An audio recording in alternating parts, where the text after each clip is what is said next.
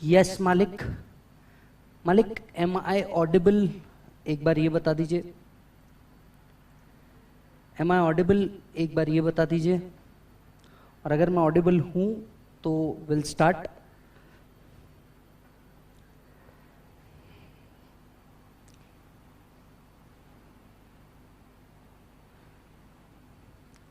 एक बार बता दो मालिक, एम आई ऑडिबल? यस, चलिए।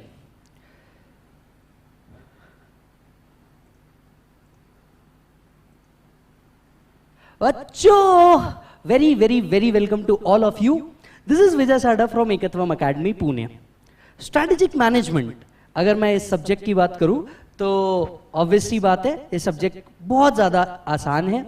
मैनेजमेंट का कुछ पोर्शन आप शायद कॉमर्स में रहने के बाद ऑर्गेनाइजेशन एंड मैनेजमेंट में पढ़ चुके होंगे, पर ये उसका एडवांस वर्जन है, ये उसका एडवांस वर्जन है। और यहां पे हम लोग स्ट्रैटेजिक मैनेजमेंट की बात कर रहे हैं।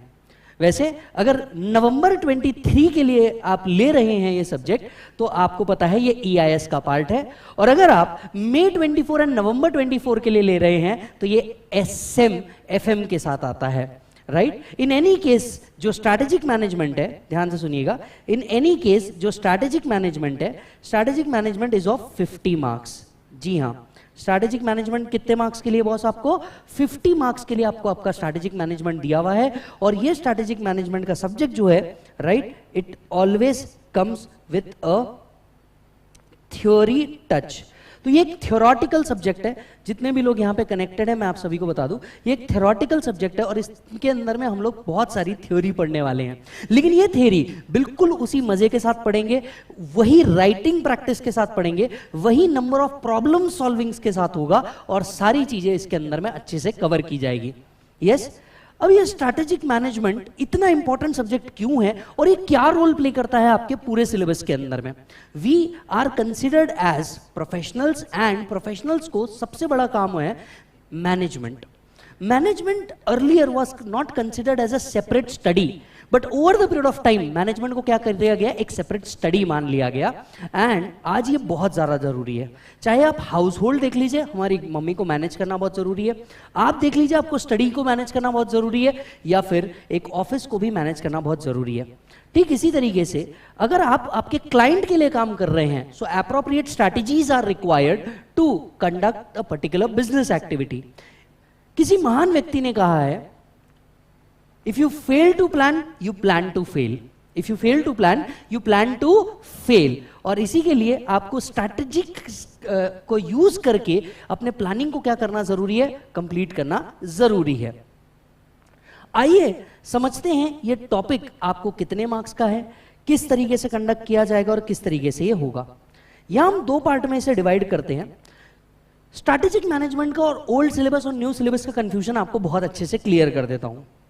अगर मैं बात करूं नवंबर 23 की, या मैं बात करूं मई/नवंबर 24 की, यस, स्ट्रैटेजिक मैनेजमेंट के अंदर में चेंजेस लगभग नहीं के बराबर है, छोटे मोटे चेंजेस हैं और ये चेंजेस आप आराम से अकोमोडेट कर सकते हैं, राइट।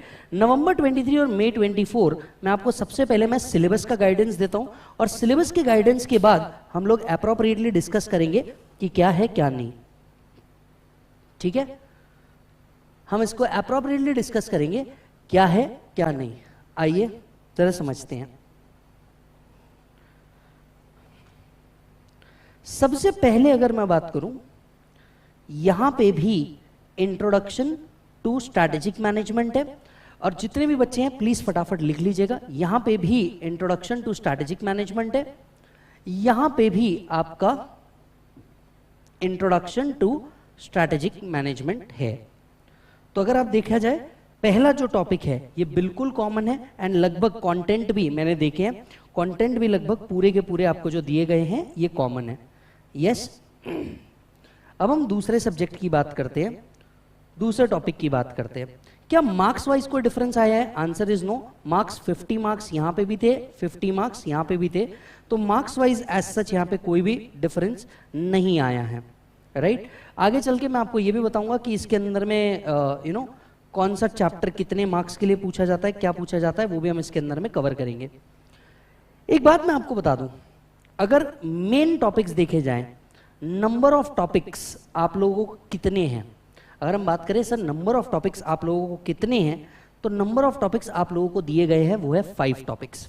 ध्यान से सुनिएगा, आपको नंबर ऑफ टॉपिक्स कितने दिए हैं मालिक? 5। मैं आज आपको जानबूझ के एक ये भी बता रहा हूं, just give me a minute.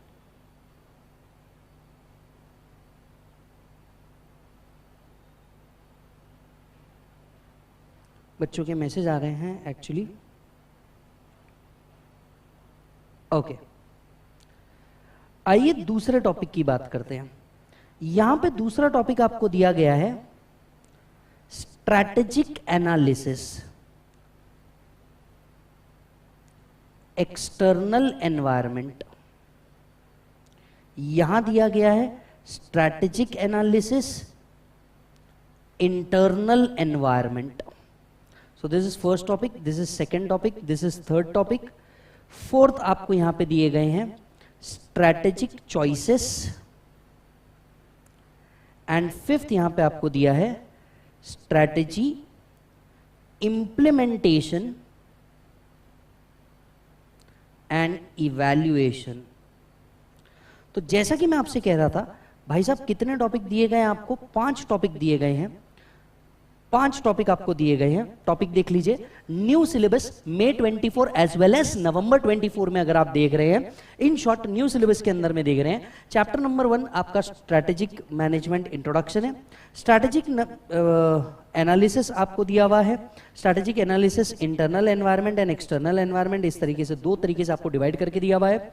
Strategic choices दी हुई है, एंड स्ट्रैटेजिक चॉइसेस के बाद स्ट्रैटेजिक इंप्लीमेंटेशन एंड इवैल्यूएशन आपको दिया हुआ है। स्ट्रैटेजिक इंप्लीमेंटेशन एंड इवैल्यूएशन आपको दिया हुआ है। अब अगर मैं बात करूं ओल्ड में, मतलब नवंबर 2023, इसके अंदर में क्या चेंजेस थे, या इसके अंदर के जो सब्जेक्ट्स थे ये क्या थे, आइए मैं आपको समझाता हूं। इसके अंदर के जो सब्जेक्ट्स है, सबसे पहले ये EIS के बाद आता था, अब ये FM के बाद आ रहा है। यहां पे क्या डिफरेंस आते थे सर? यहां पे strategic management 50 marks, chapter number 1 introduction to strategic management, chapter number 2 again strategic analysis,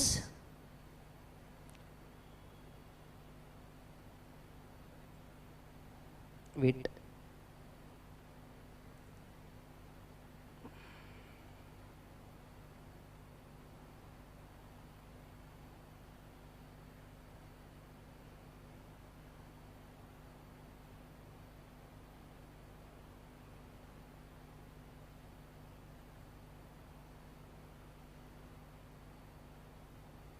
एक मिनट, एक टेक्निकल इशू आ रहा है बच्चों को मेरे को, क्योंकि कंटिन्यूअस मैसेज आ रहा है।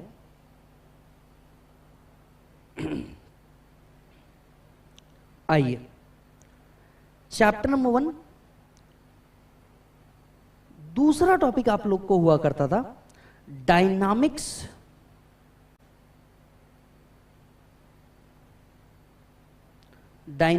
Of strategies.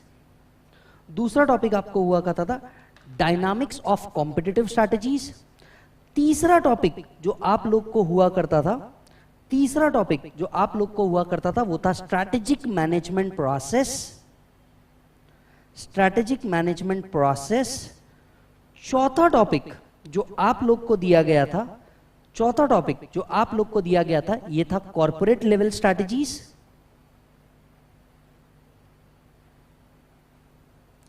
पांचवा टॉपिक जो आप लोग को दिया गया था वो था बिजनेस लेवल स्ट्रैटेजीज।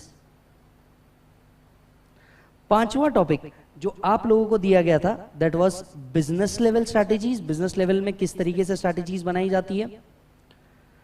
छठवां टॉपिक जो आप लोगों को दिया जाता था ये था functional level strategies.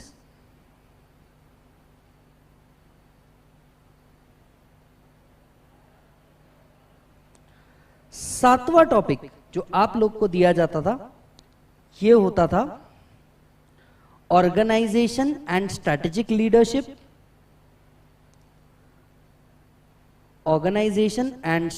Leadership.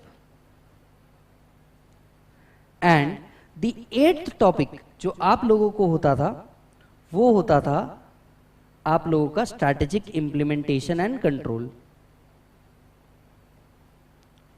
Strategic implementation and control. जरा ध्यान से सुनिएगा, एक एक पॉइंट बड़े आराम से बता रहा हूं, जानबूझ करके थोड़ा सा स्लो जा रहा हूं इनिशियली, ताकि आपको बहुत क्लियर कट डिफरेंस समझ में आए। अगर आप देखेंगे न्यू सिलेबस के अंदर में 5 टॉपिक है, जबकि ओल्ड सिलेबस के अंदर में आपको कितने टॉपिक है? 8। मैं आपको एक फैक्ट पॉइंट बताऊं, आप लोगों का फैक्ट पॉइंट ये है कि एज सच यहां नंबर ऑफ सिलेबस को क्या कर दिया गया है? रिड्यूस दिखा दिया गया है न्यू सिलेबस के अंदर में। पर अगर आप मेरे साथ कंटेंट देखेंगे तो आपका कंटेंट मैक्सिमम वही रखा गया है। सिर्फ यहां पे 3 चैप्टर्स, आपको पता है चैप्टर नंबर 1 में आप मेरे साथ पढ़ेंगे there are 3 level of strategies. ये 3 लेवल ऑफ स्ट्रैटेजीज को इन्होंने क्या किया है, यहां पे एक ही चैप्टर के अंदर में इंट्रोड्यूस किया गया है और उसी को एक चैप्टर का पार्ट बना के रखा है। यानी अल्टीमेटली अगर आप देखा जाए स्ट्रैटेजिक मैनेजमेंट मोटे मोटे तौर पे आपका वही रखा गया है, सिर्फ आपको क्या किया है, सब्जेक्ट्स के नाम चेंज किए। उसमें से भी चैप्टर नंबर 1 और लास्ट चैप्टर का तो नाम चेंज भी नहीं किया गया, वो वही रखा गया है। यस, तो सबसे पहले रजिस्टर में ये लिख लीजिए कि आपको किन किन से टॉपिक पढ़ने हैं, कौन कौन से टॉपिक पढ़ने हैं। टॉपिक पढ़ने के बाद मैं आपको बताऊंगा कि भैया इस टॉपिक को किस तरीके से डील करना और कैसे डील करना है। जल्दी से लिख लीजिए। मतलब अगर गलती से आपका एक ही ग्रुप का डिसीजन होता है नवंबर में, या फिर आपका एक ही ग्रुप का डिसीजन होता है नवंबर में, या फिर आपका डिसीजन होता है कि भैया आप क्या करोगे, न्यू दोगे, so don't worry about it, आप ये आराम से कर पाओगे।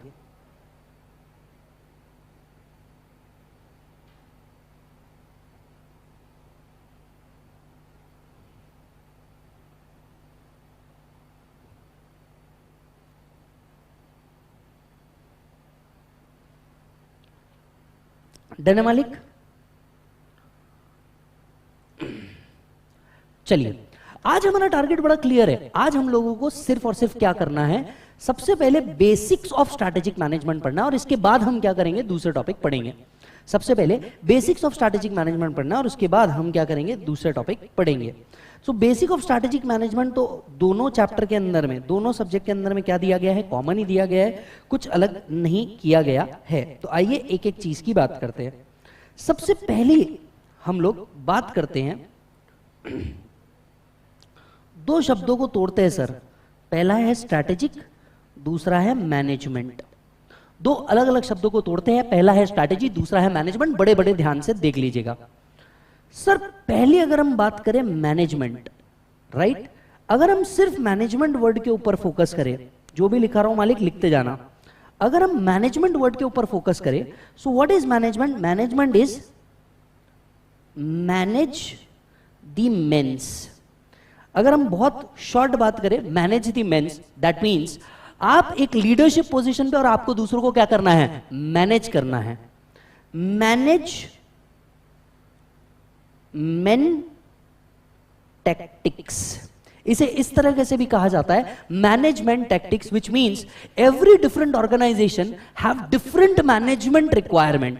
आप अंडरस्टैंड कीजिए, एक छोटी सी किराना दुकान को और एक बड़े बिजनेस का जो मैनेजमेंट होगा, ये कभी भी सेम नहीं हो सकता। ये जो थिंग है ये क्या होती रहेगी, change from business to business. इसीलिए मैनेजमेंट टैक्टिक्स भी कहा जाता है इसे, ताकि आप क्या करें, डिफरेंट बिजनेस के लिए डिफरेंट स्ट्रैटेजीज अपनाएं।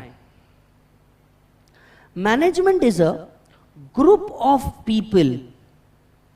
Management is a group of people who manage the affairs of organization. Management is a group of people who manage the affairs of the organization. Meaning क्या होता है इसका? देखिए, मॉडर्न टाइम्स के हिसाब से मैनेजमेंट का सिर्फ और सिर्फ एक मीनिंग नहीं रह गया भाई साहब। मॉडर्न टाइम्स के हिसाब से कभी एक व्यक्ति कोई चीज को मैनेज नहीं कर सकता, इसीलिए ग्रुप ऑफ पीपल को क्या किया गया, साथ में लाया गया, जो बिजनेस से रिलेटेड सारे डिसीजंस ले सके, जो बिजनेस से रिलेटेड एक्टिव डिसीजंस ले सके। इसीलिए इसे क्या कहा गया, मैनेजमेंट कहा गया।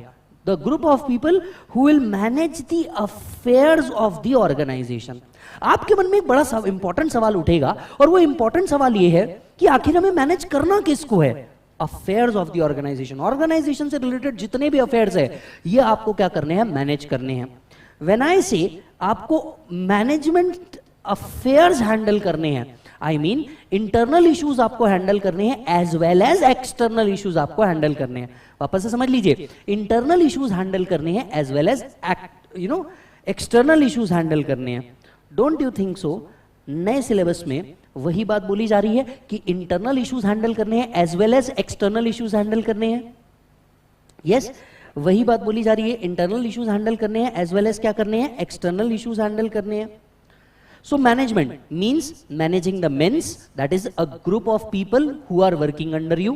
दूसरा मैनेजमेंट टेक्टिक्स, जिसका मतलब ये होता है कि भैया आपको डिफरेंट बिजनेस को क्या चाहिए, डिफरेंट मैनेजमेंट चाहिए। तीसरा management means a group of people who manage the affair. But आखिर मैनेज किस चीज को करना है? We need to manage resources. आपको किसको मैनेज करना है मालिक? रिसोर्सेस को मैनेज करना है। किसको मैनेज करना है मालिक? रिसोर्सेस को मैनेज करना है आपके। अब आप ये पूछेंगे कि सर हमें रिसोर्स मैनेज क्यों करने हैं? ऑर्गेनाइजेशन के जितने भी रिसोर्स है हमें रिसोर्सेस को मैनेज करना है। आप पूछेंगे मालिक डिफरेंट रिसोर्सेस को हम क्यों मैनेज कर रहे हैं? आपको अगर याद होगा तो आपको फाउंडेशन में इकोनॉमिक्स पढ़ाया गया था, जिसके अंदर में आप लोगों ने पढ़ा था human wants are unlimited but resources are scarce. आपको स्केर्ड रिसोर्सेज को मैनेज करना बहुत जरूरी है। आइए जरा समझते हैं what all are the resources. What all are the resources, जल्दी से कमेंट करके बताइए what all are the resources of organization. बताइए जल्दी से, जल्दी से बताइए कौन कौन से रिसोर्सेज होते हैं। मैं आपके कमेंट के लिए वेट कर रहा हूं, जल्दी से बताना कौन कौन से रिसोर्सेज होते हैं।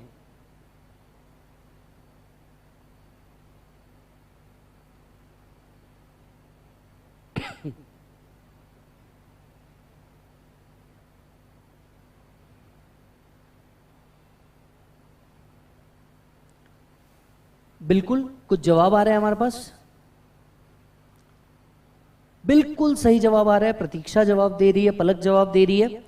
हमारे रिसोर्सेस है, इसको हम कहते हैं 5 M's। हम इसे क्या कहते हैं? 5 M's। हम रिसोर्सेस को कहते हैं सर 5 M's। कौन कौन से रिसोर्सेस है जो हमें मैनेज करने हैं? सर पहला men needs to be managed। किसको मैनेज करना है sir? men needs to be managed। The first resource is human resource management. So when I say men, आपको किसको मैनेज करना है? ह्यूमन रिसोर्सेस को आपको क्या करना है? मैनेज करना है। ह्यूमन रिसोर्स किसी भी ऑर्गेनाइजेशन का सबसे इंपॉर्टेंट पार्ट होता है, right? If there is no good human resource, no organization can work. Do you agree? If there is no human resource, no organization can work. तो सबसे पहली चीज आपको men needs to be manage. देखिए वैसे भी वुमेन्स तो manage होती नहीं है, यस और नो? मैनेज करना भी किसको है लाइफ में? मेंस को ही करना पड़ता है। वुमेन तो वैसे ही मैनेज नहीं करती मामा लेक। यस, आपने कभी देखा है कभी किसी लड़की को मैनेज करते हुए? नहीं। लड़कों से ही ये एक्सपेक्टेशन होती है कि बेटा तुम मैनेज करो, तुम सीखो। लड़कियां कभी मैनेज नहीं करती लाइफ में कुछ भी। सो पहला होता है human resource. Human resource needs to be manage. आज अगर आप देखेंगे यूक्रेन की सरकार का एक एग्जांपल देता हूं आप सभी को। यूक्रेन में क्या चल रहा है मालिक? वॉर चल रहा है। Ukraine is at war. Do you agree? क्या पैसे का प्रॉब्लम है? Answer is no. पैसा इतना बड़ा इशू नहीं है, लेकिन लड़ने के लिए लोग तो चाहिए। आज रशिया के साथ वॉर हो रहा है। वैसे रशिया ऐसी कंट्री है जिसके साथ वॉर होना नहीं चाहिए, बट अगर रशिया के साथ वॉर हो रहा है, आज सबसे बड़ा प्रॉब्लम यह है कि आपके पास मेंस ही नहीं है। आपके पास मेंस ही नहीं है जो देश के बिहाफ पे क्या कर सके? लड़ सके। So the first thing require is men. So they don't have mens to fight for the country. पहला रिसोर्स जिसको आपको मैनेज करना है दैट इज मेन। दूसरा money. Money needs to be managed. दूसरा रिसोर्स जिसको सबसे ज्यादा मैनेज करने की जरूरत है वो है बेटा money. Money needs to be managed. Why? Understand कीजिए, पाकिस्तान, श्रीलंका, दो बड़ी कंट्री आज अपने डिप्रेशन से गुजर रही है। उसका सबसे बड़ा रीजन है दे कैन नॉट हैंडल और they can not manage money. They can not manage और they can not handle money. बस इस वजह से आज कंट्री की पोजीशन इस तरीके की आ गई है कि इन्फ्लेशन बहुत ज्यादा बढ़ चुका है, cost of the normal necessaries बहुत ज्यादा बढ़ चुकी है। Do you agree? Cost of the necessaries क्या हो चुकी है मालिक? बहुत ज्यादा बढ़ चुकी है, just because they can not handle money. So money needs to be managed, machine. हम किसकी बात कर रहे हैं सर? हम बात कर रहे हैं एडवांस टेक्नोलॉजी। जो अपडेटेड एडवांस टेक्नोलॉजी है हमें क्या करना पड़ेगा सर? वो रखना पड़ेगा। Material and machine also needs to be managed. अगर मशीन ही नहीं रहेंगी तो एक्टिव प्रोडक्शन नहीं हो पाएगा। देखिए किसी भी देश की प्रोडक्शन या किसी भी कंपनी को जब कोई अपना सेल्स बढ़ाना होता है, they have to come up with an advance machine. Unless and until there is an advance machine, हम प्रोडक्शन उस मास लेवल पे नहीं कर पाएंगे, हम स्केलेबिलिटी नहीं ला पाएंगे जब तक कि एडवांस मशीन ना आ पाए। तो fourth resource is machine, fifth resource is material. आज बहुत बड़ा इशू ये आता है कई प्रोडक्ट्स के साथ कि मटेरियल अवेलेबिलिटी ऑन टाइम होती ही नहीं। मटेरियल अवेलेबिलिटी ऑन टाइम ना होने की वजह से होता क्या है सर कि प्रोडक्ट का प्रोडक्शन रुक जाता है। Let me give you an example. आज अगर देखा जाए तो हमारी जो चिप है, राइट, जिसको हम कहते हैं सेमीकंडक्टर चिप, जिसको हम क्या कहते हैं? सेमीकंडक्टर चिप, जो गाड़ियों के अंदर में लगती है, जिसको हम कहते हैं semiconductor wafer fabrication manufacturing units. ये चिप बनाती है जो कार के अंदर में लगती है। आज रिसेंटली देखा जाए महिंद्रा, टाटा, टोयोटो, इनको सबसे बड़ा प्रॉब्लम यह आ रहा है कि इनके चिप्स नहीं है कार मैन्युफैक्चरिंग करने के लिए, जिससे कार का जो प्रोडक्शन है ये क्या होते जा रहा है? डिले होते जा रहा है। तो अगर देखा जाए फोर्थ रिसोर्स जिसको मैनेज करना है, that material must be available at all the times. So men needs to be manage, कि आपके कंपनी के अंदर में जो मेन होने चाहिए ये सही होने चाहिए, सही पॉपुलेशन में होने चाहिए। दूसरा, money needs to be manage, because ultimately अगर आप फंड मैनेज नहीं कर पाए तो आपका बिजनेस चला जाएगा। Third, machine needs to be manage, and fourth, material needs to be manage. The fifth M जिसको हम कहते हैं men, money, machine, material, methods. Fifth हम किसको कहते हैं सर? मेथड्स। मेथड्स जो होनी चाहिए सर ये आपको पता होनी चाहिए। मेथड्स का मतलब क्या है यहाँ पे मेथड्स का मतलब है you must know the methods और their alternatives for the purpose of production और रिसोर्सेस। कई बार ऐसा होता है कि कई प्रोडक्ट की कॉस्ट अगर इंक्रीज हो रही है तो हमें किस पे शिफ्ट होना पड़ता है? अल्टरनेटिव प्रोडक्ट्स के ऊपर शिफ्ट होना पड़ता है। हमें किस पे शिफ्ट होना पड़ता है? अल्टरनेटिव प्रोडक्ट्स के ऊपर शिफ्ट होना पड़ता है। And that's why resources needs to be manage properly. So वापस से देखिएगा, थर्ड रिविजन, मैनेजमेंट। मैनेजमेंट क्या होता है sir? Management means to manage the men. It is a group of people, again it is a group of people to manage the affairs of the organization. आखिर manage किस चीज को करना है? Resources को। रिसोर्सेस कितने प्रकार के होते हैं? 5। Main, money, machine, material, methods. ये सारे क्या होते हैं मालिक? रिसोर्स होते हैं हमारे, राइट? आइए तीसरा पॉइंट समझते हैं। Sir, what do you mean by a strategy? What do you mean by a strategy? सभी को समझाता हूं सर, स्ट्रैटेजी मतलब क्या होता है। एक स्ट्रैटेजी और प्लान दोनों सेम होते हैं या अलग अलग होते हैं आपके हिसाब से? सोच के बताइए। इज स्ट्रैटेजी और प्लान सेम और डिफरेंट थिंग? जल्दी से कमेंट करके बताओ, इज स्ट्रैटेजी और प्लान सेम और the different thing?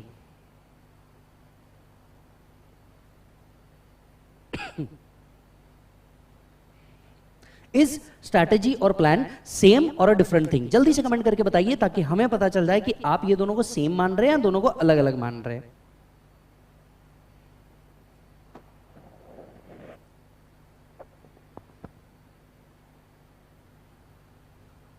Sir different है। सर क्या डिफरेंट है? देखिए मैं आपको बताता हूं। A plan is an activity, a plan is an activity or decision on a particular product or services. Sir आप जब भी कोई प्लान बनाते हैं, प्लान का मतलब क्या होता है? आपने डिसीजन लिया किस बात पे, किसी पर्टिकुलर प्रोडक्ट या सर्विसेज पे.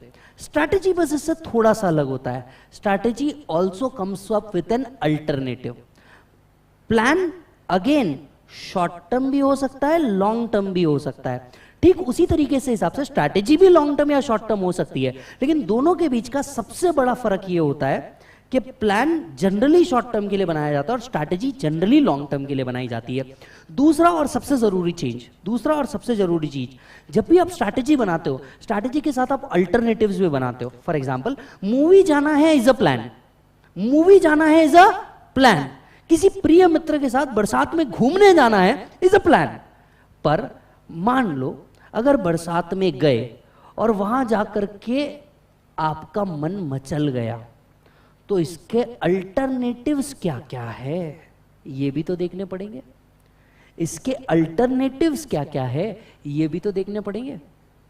साथ साथ में सपोज कर लीजिए मूवी देखने जाना था, ट्रैफिक जाम हो गया, आपको अल्टरनेटिव भी रेडी रखना पड़ेगा. अगर ये पॉसिबल नहीं हुआ तो दूसरा बेस्ट ऑप्शन क्या?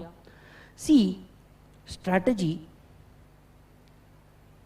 is a plan decided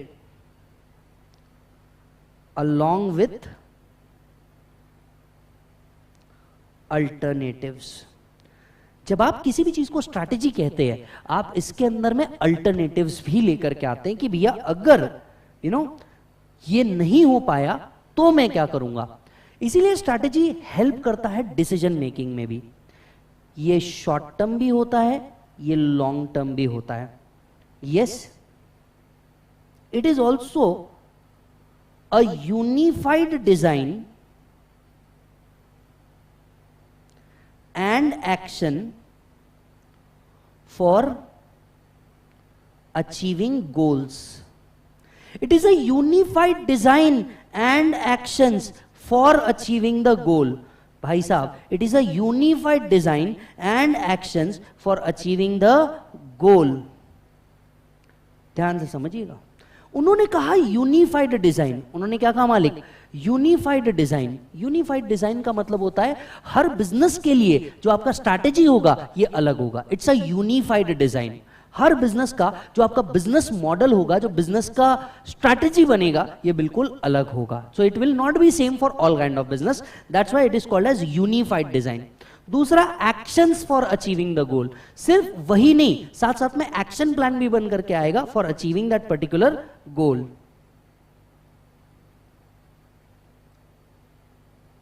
it is the game plan of management to take a market position. It is a game plan of the management to take market position. भाई जी, it is a game plan of management. Management द्वारा एक सोचा समझा game plan, ताकि आप market के अंदर में एक पोजीशन ले सके. आप मार्केट के अंदर में क्या कर सके? पोजीशन ले सके, एक कमांडिंग सिचुएशन ले सके. आप क्या कर सके मालिक? एक कमांडिंग सिचुएशन ले सके. So what is strategy? Strategy is a unified design and actions to achieve the goal. It is a game plan of management to take market position.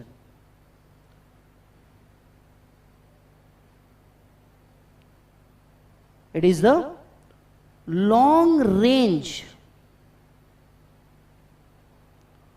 blueprint of organization. It is the long range blueprint of organization of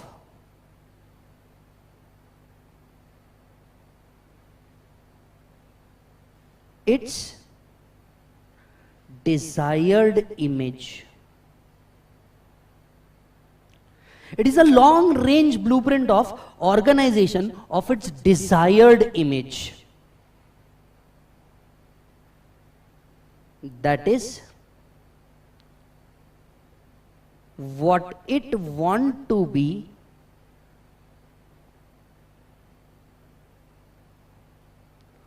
what it want to do,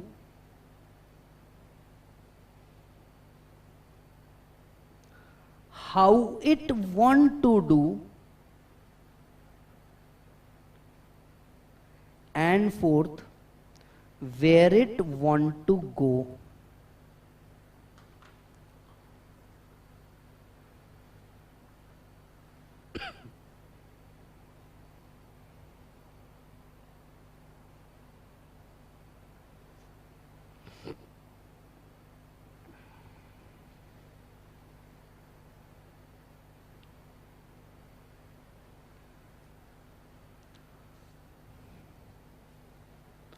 It is a long range blueprint of organization, its desired image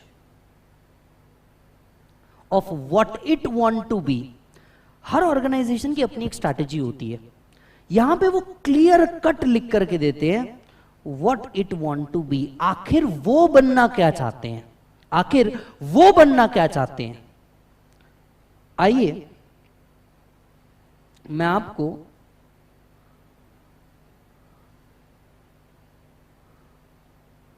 Reliance group of industries के detail share करता हूं। अगर आप रिलायंस को देखेंगे, उनके goals and missions बहुत clearly लिखे हैं। हम आज ही डिस्कस करेंगे गोल्स क्या होते हैं, मिशन क्या होते हैं, विजन क्या होते हैं, राइट। आइए सबसे पहले अगर हम लोग बात करें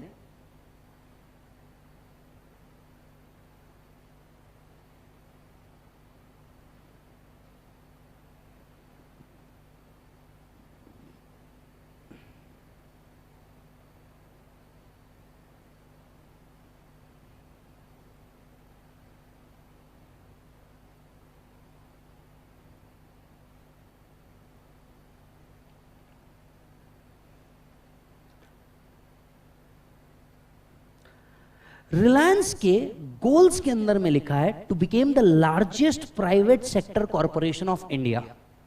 अगर आप इंट्रोडक्टरी वेबसाइट भी देखेंगे रिलायंस की, जो मेन वेबसाइट है रिलायंस इंडस्ट्री की, Reliance industry is a Fortune 500 company and the largest private sector corporation of India. Our motto growth is life. अगर आप देखेंगे कंपनी बहुत क्लियर है इस पॉइंट पे, कंपनी बहुत क्लियर है इस पॉइंट पे कि उसको क्या बनना है, largest private corporation of India. मतलब what it want to be, it want to be the largest private corporation of India. What it want to do, हर कंपनी बहुत क्लियर लिखती है कि उसको करना क्या है, उसको कौन कौन से एस्पेक्ट्स पूरे करने हैं। मतलब ये चीज जो आप थियरी में पढ़ रहे हो ये एक्चुअली थियरी नहीं है, this is the practical aspect. अगर आप देखेंगे किन चीजों पे इनके वैल्यूज बेस्ड है, पहला customer values, ownership mindset, respect, integrity, one team and excellence, इन चीजों पे इनका पूरा बिजनेस बेस्ड है। खैर रियल लाइफ में ये है नहीं है, ये आप डिसाइड करेंगे, रियल लाइफ में ये है नहीं है, ये आप डिसाइड करेंगे, but they have certain important aspects, they have certain important aspects कि भैया हमारा we aim to conduct our business ethically। Reliance इतनी प्यारी कंपनी है, रिलायंस के बारे में आप सब जानते हैं, वर्ड ही लिखते वक्त क्या लिख रहे हैं जरा देखिएगा, वर्ड ही लिखते वक्त लिख रहे हैं we aim to conduct our business ethically। हालांकि आप YouTube पे जाकर के थोड़ा सा इस कंपनी का पास्ट हिस्ट्री चेक करेंगे तो आपको पता चल जाएगा ये company over the period of time अब एथिकली बन आ चुकी है।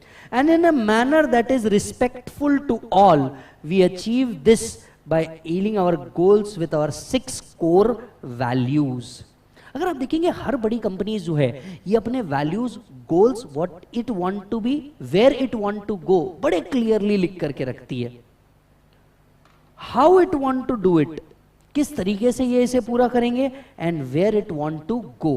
यानी technically they are talking about vision, they are talking about vision, they are talking about mission। तो जब भी आप कोई स्ट्रैटेजी बनाते हैं, किसी कंपनी का स्ट्रैटेजी बनता है, ये उसके विजन और मिशन को देख करके बनता है, ये उसके विजन और मिशन को देख करके बनता है। आइए एक बार रिवाइज करते हैं। सबसे पहले हम लोगों ने स्ट्रैटेजिक मैनेजमेंट वर्ड को तोड़ना चालू किया, एक एक वर्ड को बिल्कुल अलग अलग करना चालू किया, और अब तक मैं मैनेजमेंट वर्ड पे था, अब मैं स्ट्रैटेजी वर्ड पे आ चुका हूं। मैनेजमेंट का मतलब क्या होता है? Manage the mens. So it is a group of people who manage the affairs of the organization. Everybody repeat with me, it is a group of the people. भाई साहब आप ऑनलाइन बैठे हो, पर ऑनलाइन बैठने से काम नहीं होगा, मेरे साथ बोलना पड़ेगा। थ्योरी सब्जेक्ट है, गारंटी देता हूं मजा आ जाएगा सब्जेक्ट के अंदर में, एग्जांपल्स भी दूंगा। बस जैसा बोल रहा हूं कि मालिक रिपीट कर दो तो रिपीट कर देना, काम खत्म। इंपॉर्टेंट पॉइंट होंगे, सारे इंपॉर्टेंट पॉइंट्स को हम लोग लिखेंगे। एग्जाम पॉइंट ऑफ टाइम पे आपको सिर्फ और सिर्फ क्या करना है? इन पॉइंट्स को रिकॉल कर लेना है, लिख करके आना है, मजा आ जाएगा। सिर्फ पढ़ाएंगे नहीं, बुक रीड नहीं करेंगे, लिखाएंगे भी, नोट्स भी बनाएंगे, क्वेश्चन आंसर सॉल्व भी करवाएंगे आप ही से। आ जाओ।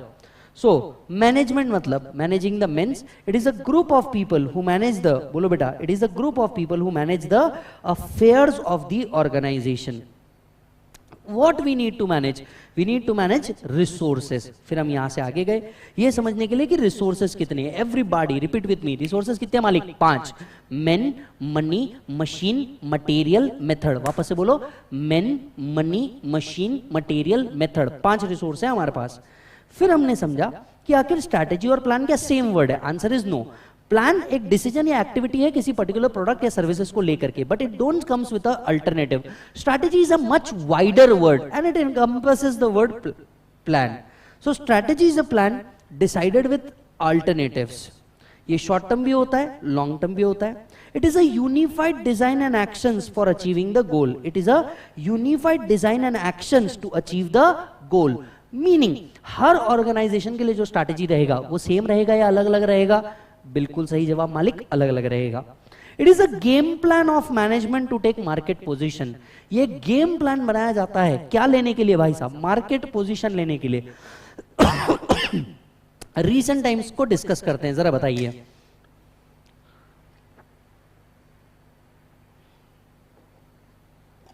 अगर हम देखें आज न्यू सिलेबस इंट्रोड्यूस हो चुका है, से यस। अब अगर न्यू सिलेबस इंट्रोड्यूस हो चुका है तो don't you think as a organization every academy, let's say Ekatvam academy, एकत्वम academy भी क्या करेगा? एकत्वम अकेडमी भी अपनी नई स्ट्रैटेजी बनाएगा कि भैया ग्रुप किस तरीके से लेना है, ग्रुप का प्राइसिंग क्या होना चाहिए, नए बुक्स के ऊपर प्रिपरेशन करने पड़ेंगे। इन सब बातों को ध्यान में रखते हुए कि हमें कहां पहुंचना है? टॉप पे। इन सब बातों को ध्यान में रखते हुए कि हमें कहां पहुंचना है? टॉप पे। अब हम किसी से कंपेयर कर सकते हैं? Well the answer is no, क्योंकि हर एक ऑर्गेनाइजेशन स्ट्रक्चर बहुत अलग अलग लेवल पे वर्क कर रहा है। हर एक ऑर्गेनाइजेशन स्ट्रक्चर का फाइनेंशियल एंड मार्केटिंग का तरीका बिल्कुल अलग है, और इसीलिए इसे हम कहते हैं it's a unified design. Second, it is a long range blueprint of organization image. It is a long range blueprint of organization image. Long range blueprint क्यों कहा जा रहा है? क्योंकि जब आप कोई स्ट्रैटेजी बनाते हो तो आप एक बहुत लंबा सोच करके बनाते हो, बहुत लंबा सोच करके बनाते हो। यस और नो? वैसे तो आप लोग जानते ही हो, आप लोग क्या करते हो, जैसे अगर मैं स्पेसिफिकली लड़कों की बात करूं, राइट, लड़के जब भी किसी लड़की को देखते हैं उसे, और मान लीजिए उसे पसंद भी आ गई, तो वो क्या करता है? वो सबसे पहले देखता है और वो बड़े आगे तक के पहुंच जाता है कि फिर ऐसा होगा, फिर वैसा होगा, फिर शादी होगी, फिर बच्चे होंगे। ये चीज आपको धूम मूवी में भी देखने को मिली है, जो एक्चुअली फैक्ट है कि लड़का जब देखता है वो बड़ा लॉन्ग टर्म देखना चालू कर देता है। यस और no? So it is a long range blueprint of organizational image। ठीक उसी तरीके से कंपनी भी जब अपनी कोई स्ट्रैटेजी बनाती है, ये एक लॉन्ग टर्म इमेज को ध्यान में देके बनाती है कि भाई मेरे को बनना क्या है। आज आप भी सीए कर रहे हैं, सीए इंटरमीडिएट के अंदर में है, यस और no?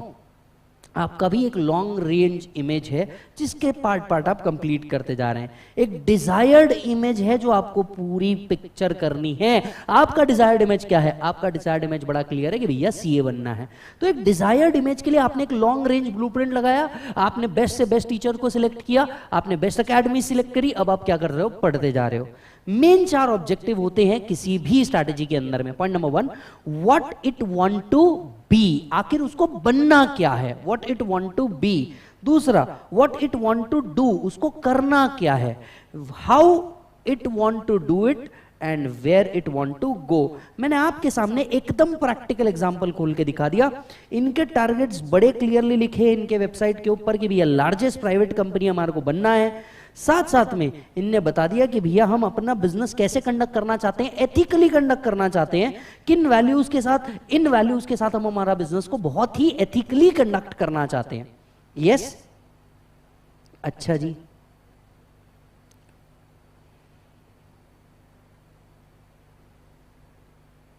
Sixth point, as per Iger Ansoff, as per Iger Ansoff,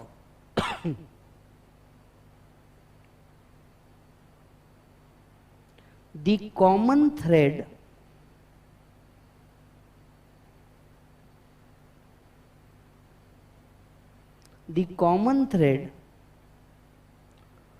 among the organization's activity and product market that defines the essential nature of business, that organization has or planned to be in future. Igor Ansoff, जरा बात समझिएगा, कुछ बातें। Point number 1, क्या strategic management में as it is सारी language लिखनी जरूरी है? Well the answer is no. Strategic management में थोड़ा सा रिलीफ आपको ये मिलता है कि आप अपने मर्जी से कुछ लैंग्वेज चेंज कर सकते हो। ऑब्वियसली कुछ डेफिनेशंस आपको एज इट इज लिखने पड़ेंगे, बट हाँ बहुत हद तक के आप अपने मन से लिख पाओगे, तो ये आपके लिए बहुत बड़ा रिलीफ है। ये आपके लिए क्या है मालिक? बहुत बड़ा रिलीफ है। The common thread among the organization, activity and product market that defines the essential nature of business that organization has or plan to be in future. तो आइगर एंसॉफ इस डेफिनेशन से क्या कहना चाहते हैं भाई साहब? आइगर एंसॉफ ये कहना चाहते हैं स्ट्रैटेजी एक वो कॉमन थ्रेड है अमॉन्ग्स द ऑर्गेनाइजेशन जो डिफाइन करता है एसेंशियल नेचर ऑफ बिजनेस को। आइगर एंसॉफ कहते हैं स्ट्रैटेजी एक वो कॉमन थ्रेड है पूरे ऑर्गेनाइजेशन के बीच में।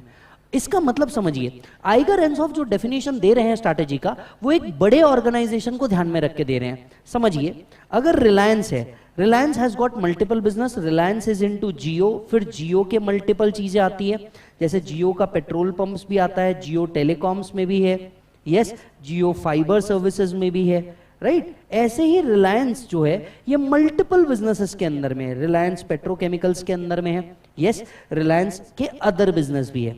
अब अगर आप देखेंगे ये जितने भी बिजनेस हैं, इन सभी का कॉमन थ्रेड क्या है? इन सभी का कॉमन थ्रेड रिलायंस का मेन गोल है। इन सभी का कॉमन थ्रेड क्या है? इन सभी बिजनेस से रिलायंस बस एक चीज अचीव करना चाहता है, it want to became the biggest private sector company in India. So Igor Ansoff भी ये कह रहे हैं it is a common thread amongst the organization activity. Organization कितनी भी सारी एक्टिविटी कर दे, वो फाइबर बेच दे, वो टेलीकॉम बेच दे, वो कपड़ा बेच दे, वो पेट्रोल बेच दे, वो कुछ भी बेच दे, वो सब्जी बेच दे रिलायंस फ्रेश के थ्रू, वो आजियो के थ्रू कपड़ा बेच दे, वो रिलायंस ट्रेंड के थ्रू कपड़ा बेच दे, वो कुछ भी बेच दे, कॉमन थ्रेड क्या है? That define common thread of organization activity that define the essential nature of business। आप कोई भी थ्रेड लेकर के आए जिसका ऑब्जेक्टिव क्या होना चाहिए? सेम, दैट ऑर्गेनाइजेशन हैज और plan to be in future. इन सभी का अल्टीमेट गोल क्या होना चाहिए जो आप फ्यूचर में बनना चाहते हैं? मतलब आपके विजन पे बात हो रही है।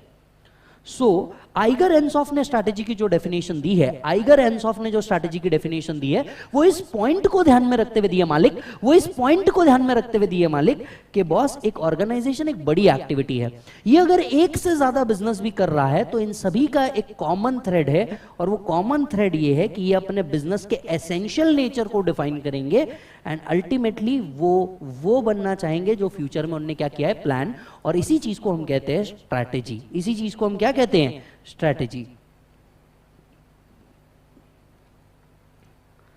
सिर्फ आइगर एंसॉफ ही नहीं, विलियम गुलिक ने भी डिफाइन किया है।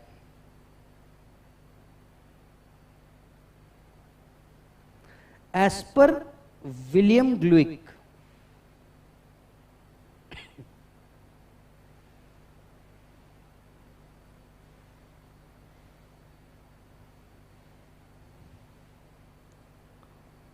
a unified, comprehensive and integrated plan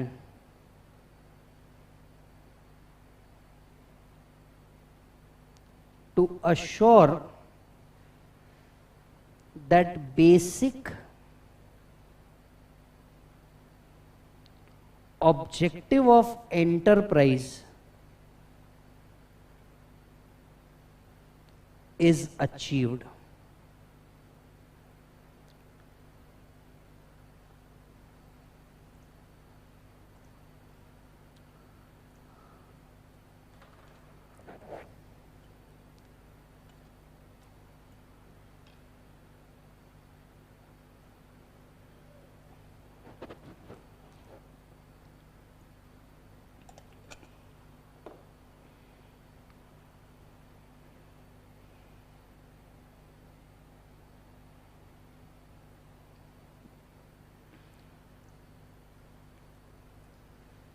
आइए, विलियम ग्लुइक क्या कहते हैं? तो विलियम ग्लुइक कहते हैं it is a unified design. पहला वर्ड है यूनिफाइड। यूनिफाइड का मतलब होता है मालिक यूनिक, अलग होनी चाहिए, सबसे अलग होनी चाहिए, वो दिखने में सबसे अलग होनी चाहिए, वो बात करने में सबसे अलग होनी चाहिए, उसका चेहरा सबसे अलग होना चाहिए, मतलब ये यूनिक होनी चाहिए, तो ही तो मेरी स्ट्रैटेजी में फिट होगी।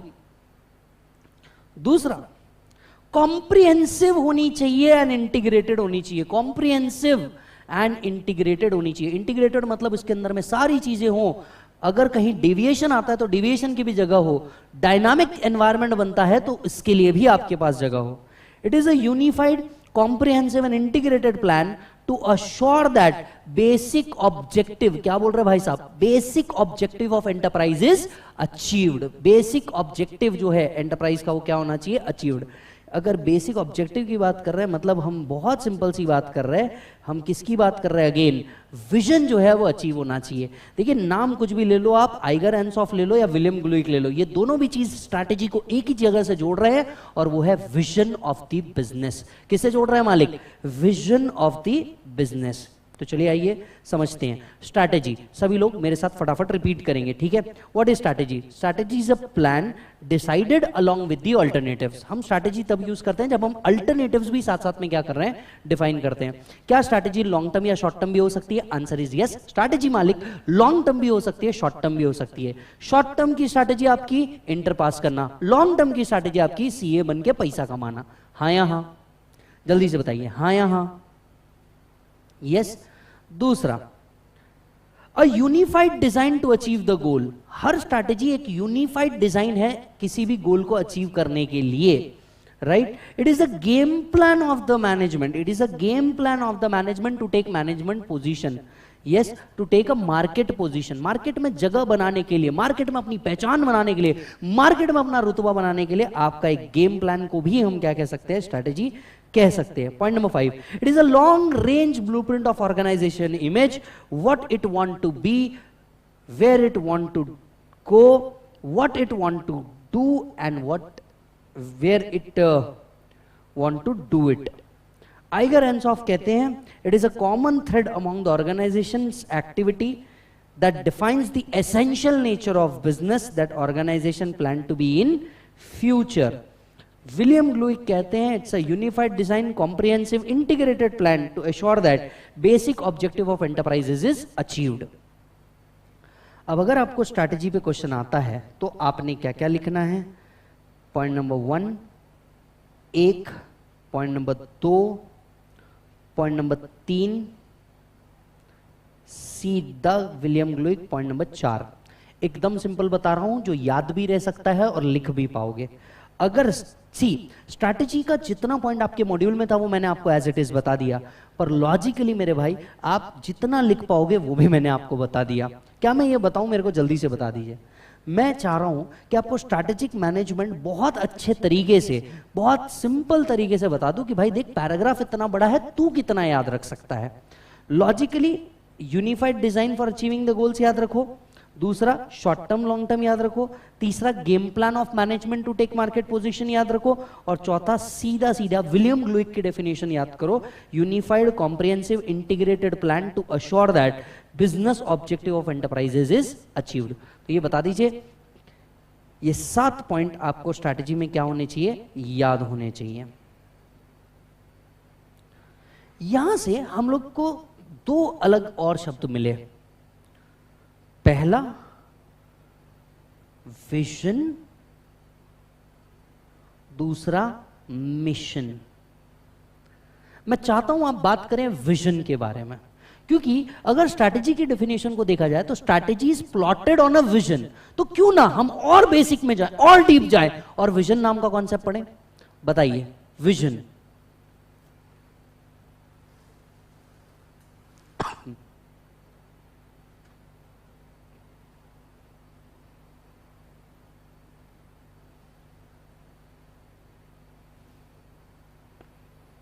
जल्दी बताओ, व्हाट इज विजन?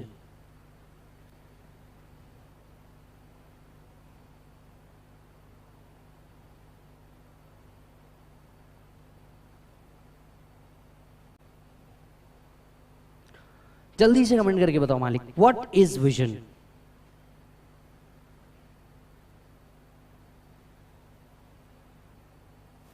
एनीवन? जल्दी से कमेंट करके बताओ।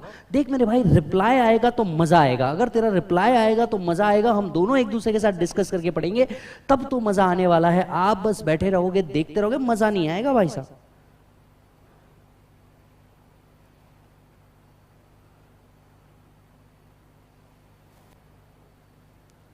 What is vision? Vision is a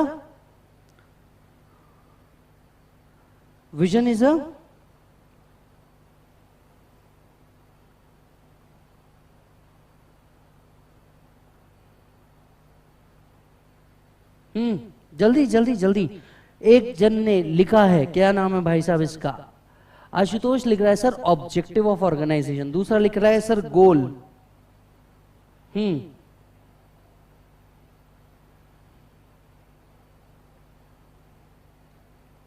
दूसरा लिख रहा है गोल। तीसरा लिख रहा है सर ऑर्गेनाइजेशन का objective. A vision states what organization aspire to become in future.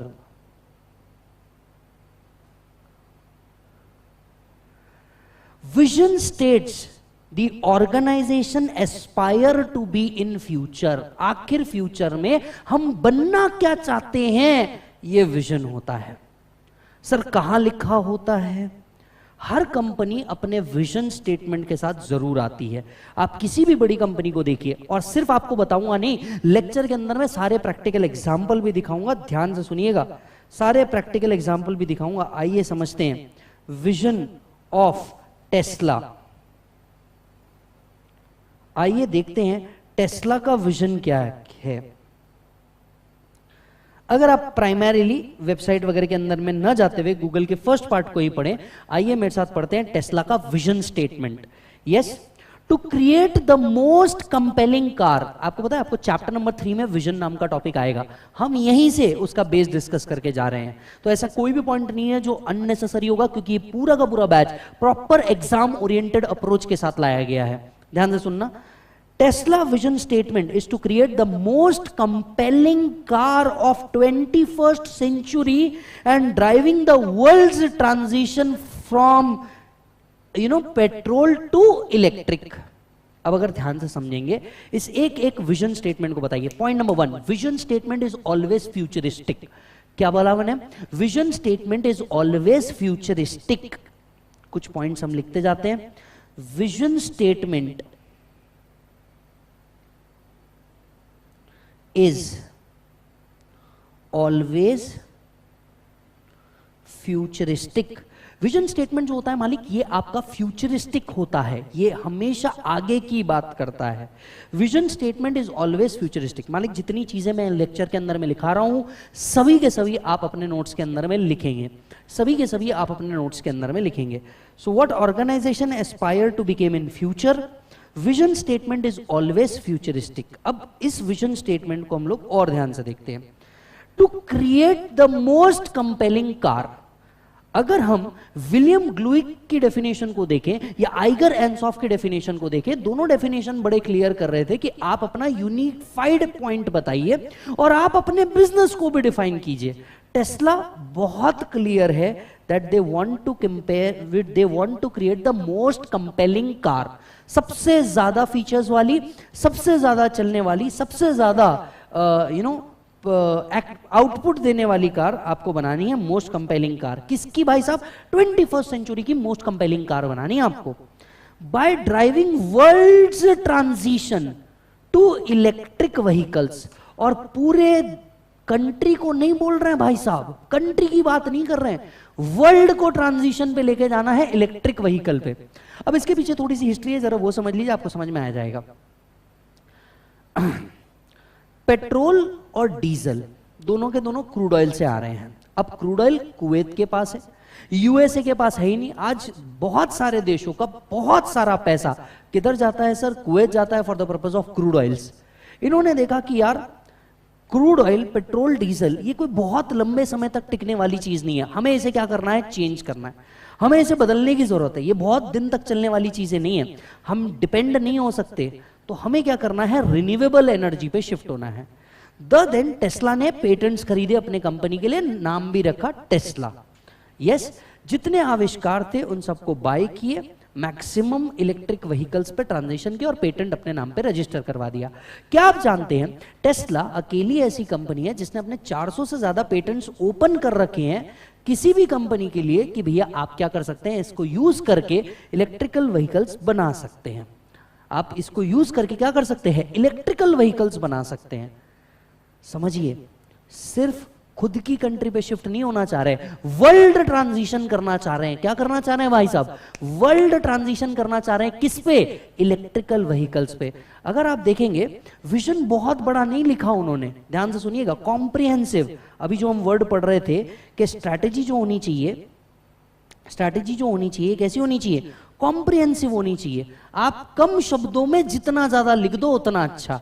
कि जरूरी नहीं पेज भर के मैसेज किया जाए कि मैं तेरे बारे में क्या कहना चाहता हूं, इतना भी लिख दे, मैं तुझावर प्रेम करते रे, इतना भी लिख दे तो काफी है। मतलब आप उसको कम शब्दों में जो ज्यादा बेहतर बता सके वो।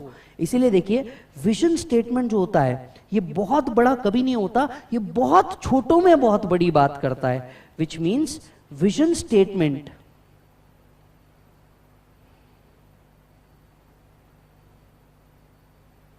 vision statement is always positive,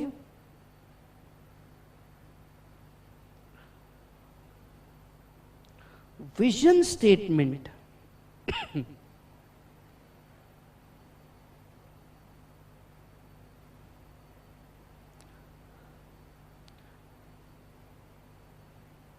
is always comprehensive. Vision statement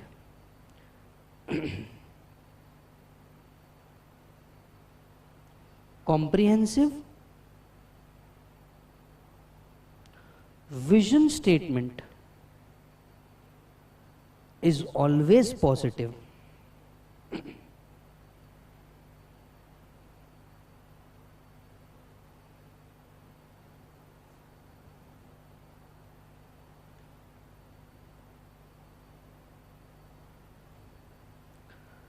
done है मालिक? एग्जाम्पल लिख दीजिए। Tesla,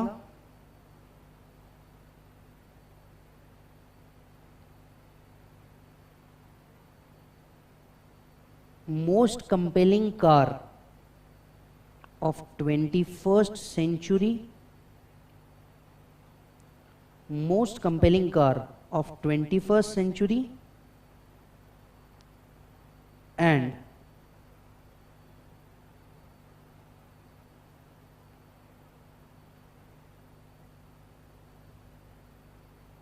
by driving world's transition to electrical energy.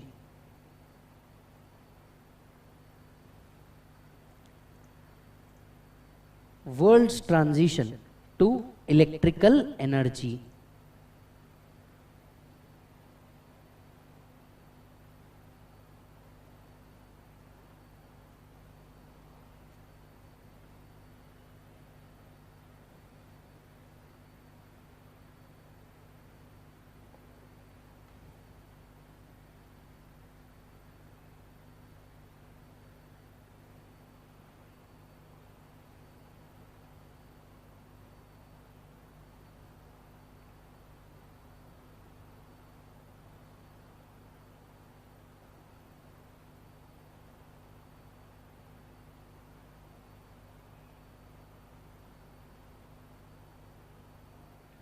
Done मालिक?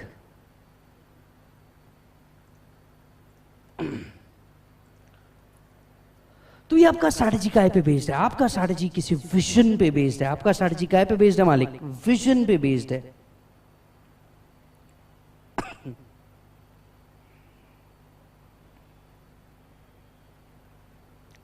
बट क्या विजन और मिशन भी सेम होता है? Well the answer is again no. क्या विजन और मिशन भी सेम होता है? Well the answer is again no. What is vision? Vision simply आपको बताता है what it aspires to be in future. Point याद रखिएगा भाई साहब, विजन क्या बताता है? What it aspire to be in future. Vision statement is always futuristic. Vision statement कैसा होता है मालिक? Always futuristic. Vision statement is always positive. हम एक बहुत ही पॉजिटिव बात करते हैं। कॉम्प्रिहेंसिव रहेगा, कॉम्प्रिहेंसिव रहेगा।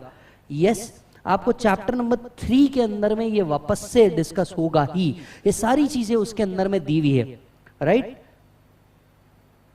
आते हैं एक और पॉइंट के ऊपर, मिशन क्या होता है।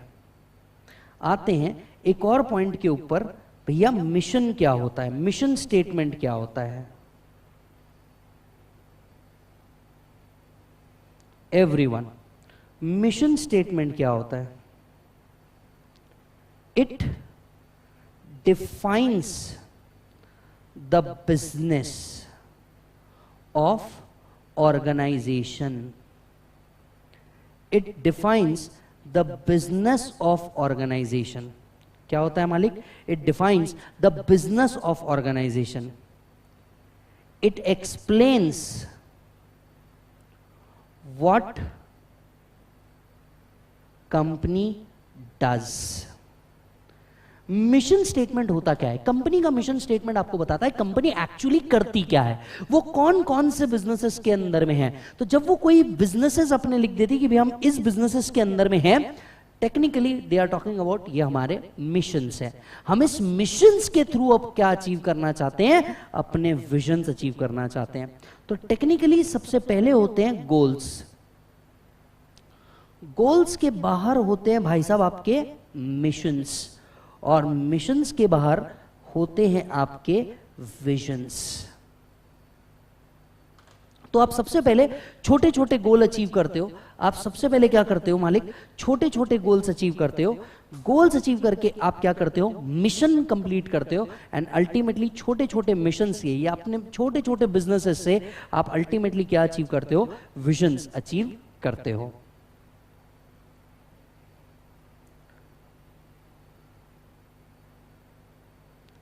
Is this done? चलिए, आज हम लोगों ने क्या क्या पढ़ा, हम एक बार वो देख लेते हैं।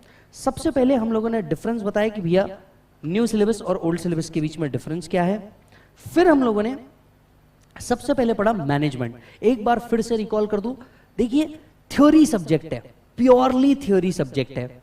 हम इसके अंदर में क्या क्या लेने वाले हैं, हम इसके अंदर में लगभग लगभग मोर देन 30 केस स्टडीज लेंगे। ध्यान से सुनिएगा, हम मोर देन 30 केस स्टडीज लेंगे, अलग अलग कंपनी के केसेस को लेकर के आएंगे, केसेस को डिस्कस करेंगे और उन्होंने किस तरीके की स्ट्रैटेजी को यूज किया हम ये डिस्कस करेंगे।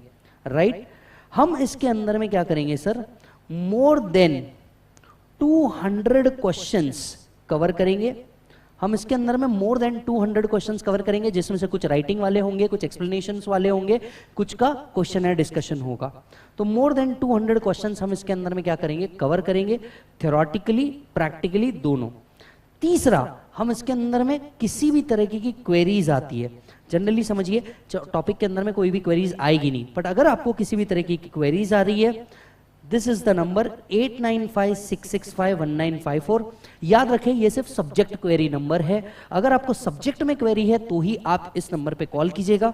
अदरवाइज मान लीजिए आपको क्या करना है, लेक्चर लेने हैं, सेल्स से रिलेटेड नंबर हमने यहाँ पे दे रखा है 89567842515253। तो ये सेल्स से रिलेटेड नंबर है, आप इनमें अपने लेक्चर्स बुक कर सकते हैं। आपने लेक्चर बुक कर लिया और आपको टेक्निकल सपोर्ट चाहिए 8956784254, बराबर है, ये आपका टेक्निकल सपोर्ट नंबर है जहां पे आपको टेक्निकल सर्विसेज का डिटेल्स मिल जाएगा। सर स्ट्रैटेजिक मैनेजमेंट के साथ कौन कौन सी बुक्स मिलेंगी, मैं आपको बड़े क्लियरली बता दूं। सबसे पहले आपको एसएम का मेन कॉन्सेप्ट बुक मिलेगा। मैं आपको कॉन्सेप्ट बुक एक बार पूरा दिखा दूं, ये आपका स्ट्रैटेजिक मैनेजमेंट का कॉन्सेप्ट बुक मल्टी कलर रखा गया है। कॉन्सेप्ट बुक के अंदर में अगर आप देखेंगे हाईलाइट करने का जरूरत नहीं है, ऑलरेडी जो बुक है ये हाईलाइटेड है, मतलब जो जो पॉइंट आपके एग्जाम में आना ही चाहिए मालिक, वो पॉइंट यहाँ पे जरूर डाल करके रखा है और उतना पॉइंट आपको पढ़ना ही है। इसके अंदर में पिक्चर्स रखे गए हैं ताकि आपको प्योर थियरी बोर बिल्कुल भी ना हो, जगह जगह पे आपको केस स्टडीज डाली गई है। दूसरा आपका एसएम का क्वेश्चन बैंक, जितने क्वेश्चंस आपको पूछे गए हैं पास्ट एग्जामिनेशन में आरटीपी एमटीपी के थ्रू, उन सारों को कंपाइल करके एक जगह पे लाया गया है क्वेश्चन बैंक। बुक के पीछे ही आपको क्वेश्चन एंड आंसर दिए हैं उस टॉपिक से रिलेटेड, जैसे ही चैप्टर खत्म होगा आप तुरंत क्या कर सकते हैं, क्वेश्चन एंड आंसर डील कर सकते हैं। तीसरा जो आपको मिलेंगे वो मिलेंगे एसएम के चार्ट्स। तीसरा जो आपको मिलेगा वो मिलेगा एसएम का चार्ट। 7 पेजेस के अंदर में पूरा स्ट्रैटेजिक मैनेजमेंट खत्म करके रखा है, 7 पेजेस में आप स्ट्रैटेजिक मैनेजमेंट पूरा पढ़ सकते हैं। तो तीसरी बुक जो आपको मिलेगी वो होगी एसएम के चार्ट्स। ठीक है, तो कभी भी आपको क्वेरीज आती है इस नंबर पे कॉल करना है, सेल्स से रिलेटेड इस नंबर पे, टेक्निकल से रिलेटेड इस नंबर पे, बुक्स यहां पे मिलेंगे। आइए कुछ और पॉइंट रिकॉल कर लेते हैं। राइट, स्ट्रैटेजिक मैनेजमेंट सबसे पहला वर्ड, हमने 2 वर्ड को आज तोड़ा। आज का लेक्चर सिर्फ और सिर्फ एक ही चीज पे था मालिक, बेसिक्स। यस, हम लोग धीरे से चैप्टर पे क्या करेंगे, एंटर करेंगे जब हमारे बेसिक्स कंप्लीट हो जाएंगे। पहला, management means manage the man. Who are these men? Men are the group of people who manage the affairs of the company. Men are those people who are the managing the affairs of the company. What we need to manage? जल्दी से बताइए, what we need to manage? We need to manage the resources. We need to manage the resources. कौन कौन से resources? Sir पहला resource जो हमको manage करना है वो है men, money, machine, yes, material, methods. Men, money, machine, material, methods. फिर हमने बात करी सर स्ट्रैटेजी क्या होती है। स्ट्रैटेजी के अंदर में मेनली 4 पॉइंट है जो आपको याद रखना है। It's a unified design and actions to achieve the goals. It may be short term, it may be long term. It is a long range game plan of management to take a particular market position. And lastly, William Gluick, it's a unified, comprehensive and integrated plan to assure that basic objective of enterprises is achieved. Basic objective of enterprises is achieved. Yes, basic objective of the enterprises is achieved. Yes or no? चलिए, next point. यहां से हम गए और हमने समझा कि भैया हमारी स्ट्रैटेजी तो एक ही चीज पे बेस्ड है, और वो किस चीज पे बेस्ड है बताइए? हमारी स्ट्रैटेजी बेस्ड है विजन के ऊपर. हमने और दो चीज जाना के पड़ा. पहली चीज थी मालिक vision. What is vision? Vision is the aspiration of a company और aspiration of business to be in future. Future में हमें क्या बनना है, उसके लिए हमारा एक विजन. याद रखें, कभी भी कोई विजन स्टेटमेंट हमेशा फ्यूचरिस्टिक होता है, विजन स्टेटमेंट हमेशा पॉजिटिव होता है. विजन स्टेटमेंट फ्यूचरिस्टिक होता है, विजन स्टेटमेंट पॉजिटिव होता है. Vision statement is always comprehensive. ये बहुत शॉर्ट में बहुत बड़ी बात कहता है. आज हमने 3 प्रैक्टिकल एग्जांपल्स देखे. पहला, रिलायंस का स्टेटमेंट जाकर के देखा कि रिलायंस क्या कहना चाहता है. फिर हमने टेस्ला का विजन स्टेटमेंट देखा. What is mission? It defines the business. आप कितने बिजनेसेस के अंदर में हैं, ये आपका मिशन स्टेटमेंट बताता है. ये बताता है कंपनी कौन कौन सी एक्टिविटीज के अंदर में एंगेज्ड है. ये बताता है कंपनी कौन कौन सी एक्टिविटीज के अंदर में क्या है बेटा, एंगेज्ड है. Is it done? चलो जी मालिक, अब मैं आपको बता दूं, सबसे पहले आप अगर देखेंगे तो ये पूरी की पूरी बुक जिसके अंदर में आपके सारे कॉन्सेप्ट्स क्या किए हैं, कवर करके रखे गए हैं. यस, सारे कॉन्सेप्ट्स आपकी क्या करके रखे, कवर करके रखे गए हैं. धीरे धीरे एक एक कॉन्सेप्ट को हमें क्या करना है, अंदर उतारना है, और इसी के साथ साथ बहुत सारी केस स्टडीज को भी अंदर उतारना है. राइट? ध्यान से समझिएगा, ध्यान से समझिएगा. आज का लेक्चर हम यहीं रोकेंगे, और लेक्चर कंप्लीट करने के बाद आपको कुछ सिंपल तरीके बताता हूं स्ट्रैटेजिक मैनेजमेंट को पढ़ लेने के. ध्यान से सुनिएगा.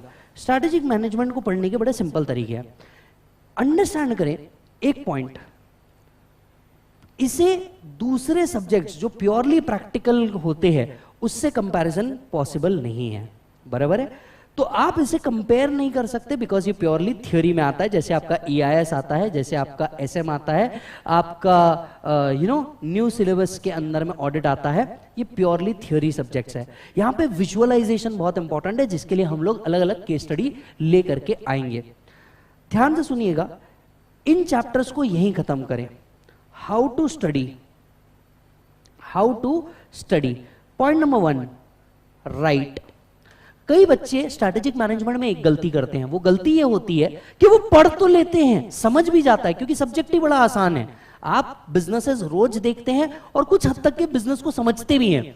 देखते बड़े आसानी से है. सिंपली जब हम कोई भी पॉइंट लिख रहे हैं, आप भी इसे राइट करें. क्योंकि क्या होता है, मेरे डैड बड़े अच्छा इससे कहते हैं कि बॉस 100 बकी और 1 लिखी. एक चीज अगर आप लिख लोगे तो मजा आ जाएगा. ठीक है? ये जो पॉइंट आपने लिखा है, इसके बाद क्या होगा, आफ्टर द क्लास आपको क्या करना है, रीड करना है मेन बुक. क्लास के अंदर में जितने पॉइंट्स हम लोगों ने हाईलाइट करवाए हैं, घर जाकर के बस उसको एक बार रिवाइज कर लेना है. राइट? एक बार मेन बुक रीड करनी है, और उसी के साथ साथ read the points in notes. जो नोट्स के अंदर में हमने पॉइंट लिखा है, क्योंकि देखिए सब्जेक्ट को जब तक कि आप स्मार्ट स्टडी नहीं करने वाले, तब तक के कुछ नहीं होने वाला. और ऊपर से है ये थ्योरी, जहां पे आपको कई पॉइंट्स याद रखने पड़ते हैं. अब थ्योरी पॉइंट्स को याद रखने का बड़ा सिंपल सा तरीका है. आप ये राइटर वाले पॉइंट्स है ना, इसको आप एक बार क्या करो, रिकॉल करके रखो. इसको आप एक बार क्या करके रखो, रिकॉल करके रखो. और तीसरा most important, right answers two questions. सिर्फ और सिर्फ थ्योरी, चाहे कोई सब्जेक्ट हो जाए भाई साहब, आपका थ्योरी अगर है तो आपको राइटिंग प्रैक्टिस बहुत जरूरी है. थ्योरी अगर है तो आपको राइटिंग प्रैक्टिस बहुत जरूरी है. क्वेश्चन को सिर्फ पढ़े नहीं, उसके पॉइंटर्स लिख के रखे. और एक्चुअली ये जो राइट आपने किया है, यही आपको हेल्प करेगा पॉइंटर्स लिखने में. यही आपको हेल्प करेगा पॉइंटर्स लिखने में. कुछ चीजें पहले ही दिन के लेक्चर में बड़ी क्लियर कर दूं, कुछ चीजें पहले ही दिन के लेक्चर में बड़ी क्लियर कर दूं. पॉइंट नंबर 1, क्या स्ट्रैटेजिक मैनेजमेंट में खुद का लैंग्वेज यूज किया जा सकता है? आंसर इज यस, बिल्कुल यूज किया जा सकता है. हालांकि आपको बुकिश लैंग्वेज भी यूज करनी पड़ेगी, but unlike audit, unlike law, आपको बुकिश लैंग्वेज लिखने की जरूरत नहीं है, आप यहां पे लिख सकते हैं. दूसरा, एलियन एग्जाम्पल्स, मतलब क्या वही एग्जाम्पल आपको कोट करने पड़ेंगे जो आपने मॉड्यूल में लिखे हुए हैं? Answer is no. आप दूसरा एग्जाम्पल, दूसरी कंपनी का एग्जाम्पल भी वहां पे लगा सकते हैं जो आपके कॉन्सेप्ट से रिलेटेड होगा, वो कॉन्सेप्ट से रिलेटेड आप अपने एग्जाम्पल्स को लगा सकते हैं। तीसरी बात, सर इससे रिलेटेड क्वेश्चन एंड आंसर्स कहां से मिलेंगे? डरने की जरूरत नहीं है, क्वेश्चन बैंक ऑलरेडी बनाया हुआ है, वो क्वेश्चन बैंक के अंदर में आपको सारी चीजें मिल जाएगी, तो आपको इतना सोचने का जरूरत ही नहीं पड़ेगा। अच्छा जी sir, right and revise at least in 7 days। आपको 7 दिन के अंदर में, जैसे 7 दिन का जो भी आपने पढ़ा है उसको 7वें दिन आपको एक बार पूरा का पूरा रिवाइज करना है, अपार्ट फ्रॉम डेली रिवीजन। आप थ्योरी कोई भी सब्जेक्ट पढ़ रहे हो, चाहे आप ऑडिट पढ़ रहे हो, चाहे आप स्ट्रैटेजिक मैनेजमेंट पढ़ रहे हो, सब कंप्लीट हो जाएगा। यस, तो जैसा कि आप लोगों ने ऑलरेडी भरोसा किया है डायरेक्ट एक्सेस के ऊपर, इट स्टार्ट्स, और जब तक के एंड होता है तब तक के आपको मजा आ जाएगा। मैं आपको गारंटी देता हूं, ये जो डेली सब्जेक्ट आप पढ़ रहे हैं इसमें आपको बहुत मजा आएगा, कंटेंट बहुत सारा होगा, मजा बहुत सारा आएगा, केसेस होंगे, और हर बार की तरह आपको बहुत ज्यादा सीखने को जरूर मिलेगा, बहुत ज्यादा सीखने को जरूर मिलेगा। मिलूंगा आपसे कल के लेक्चर के अंदर में बहुत सारे डिटेल्स के साथ। उम्मीद करता हूं आपको बहुत मजा आया होगा। इनिशियली ये जो लेक्चर है 5 लेक्चर यूट्यूब पे होंगे, और 5 लेक्चर के बाद आपके सारे lecture Google drive and pen drives के ऊपर होंगे। ये जो लेक्चर्स है आप बाय कर सकते हैं ekatvam.academy.com से, vlearnclasses.com से एंड wowclass.com से। इसके अलावा हमारे जितने नॉलेज पार्टनर्स हैं आप उनसे भी ये क्लास क्या कर सकते हैं, बाय कर सकते हैं। यस मालिक, so thank you so much for the day. मिलूंगा आपसे कल, bye bye and take care.